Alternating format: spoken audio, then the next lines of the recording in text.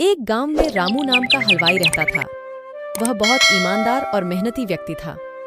रामू हलवाई बहुत स्वादिष्ट मिठाइयां बनाता था, जिसके कारण लोग दूर दूर से उसको अपने समारोह में मिठाइयां बनवाने के लिए बुलाते थे। एक बार पास के गांव के मुखिया के यहाँ शादी का प्रोग्राम था, जिसमें रामू को मिठाई बनाने के लिए बुलवाया गया। रामू गांव में जाकर मुखिया के यहाँ अच्छी अच्छी मिठाइयां बनाता है, जिसके पश्चात मुखिया ने प्रसन्न होकर रामू को अच्छे पैसे दिए और ढेर सारी मिठाइयां घर ले जाने को दी। मिठाइयों को एक गठरी में बांधकर रामू गांव के रास्ते जाने लगा।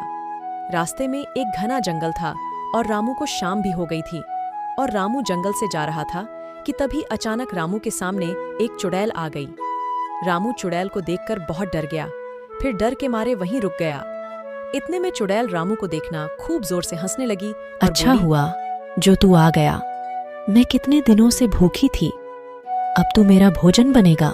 डरते हुए रामू बोला, यदि आप मुझे खा लोगी तो मैं कभी भी अपने गांव नहीं जा पाऊंगा और मैं गांव में नहीं जाऊंगा, तो लोग समझ जाएंगे कि मैं इस जंगल से आया था और तुमने मुझे खा लिया तो तुम्हें हमेशा ही भूखा रहना पड़ेगा। यदि मैं तुम्हें अपने बदले खाने के लिए कुछ दे दूं तो। रामू की बात सुनकर चुड़ैल बोली, क्या दे सकता है खाने में जिससे मेरी भूख शांत हो जाए।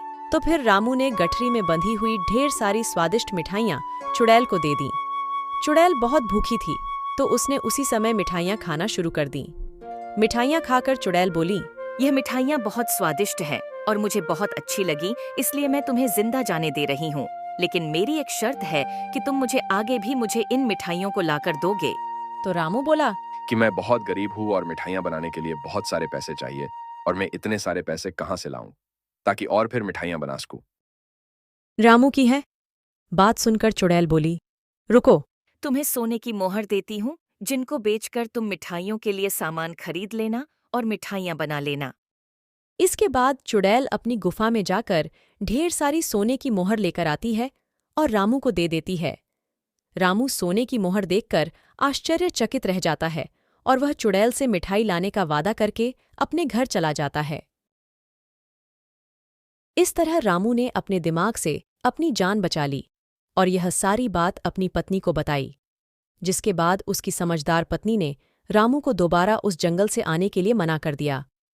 इस तरह रामू की जान भी बच गई और रामू ने सोने के सिक्कों को बेचकर अपना जीवन अच्छी तरह से जीने लगा। लेकिन रामू और उसकी पत्नी की बातों को उसके घर पर दूध देने वाले ग्वाले ने सुन लिया, तो वह वाला सोने के सिक्के वाली बात अपनी पत्नी को बता देता है। ग्वाले की पत्नी बहुत लालची थी, तो वह बोली कि आप भी जंगल में मिठाइयाँ लेकर जाना और चुड़ैल से सोने की मोहर लेकर आना। फिर वह ग्वाला जंगल में जाने को तैयार हो जाता है। दूसरे दिन ग्वाला खूब ढेर सारी मिठाइयां लेकर जंगल जाता है, जहां उसकी मुलाकात चुड़ैल से होती है और वह अपनी जान के बदले चुड़ैल को मिठाइयां दे देता है। फिर चुड़ैल ने उसे अपने पेड़, चुड़ैल उसे भी पेड़ के पास बनी अपनी गुफा से सोने के सिक्के लाकर दे देती है। ग्वाला भी सोने के सिक्के लेकर बहुत खुश होता है। जिसके पश्चात ग्वाला सोने के सिक्के लेकर घर आता है, तो वह अपनी पत्नी को बताता है, चुड़ैल ने एक पेड़ की गुफा से उसे सोने के सिक्के लाकर दिए थे।